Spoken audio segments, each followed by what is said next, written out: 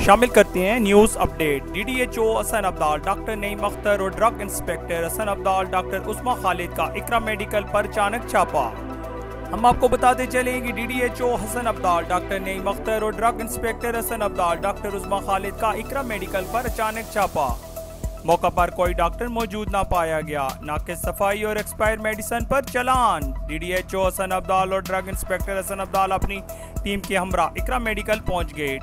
Team में खुर्म शहजाद और महबूब मुगल शामिल थे। नाकिस सफाई और मौका पर डॉक्टर मौजूद न होने की वजह से डॉक्टर नईम अख्तर ने PHC चलान कटने के बाद लाहौर भिजवा दिया।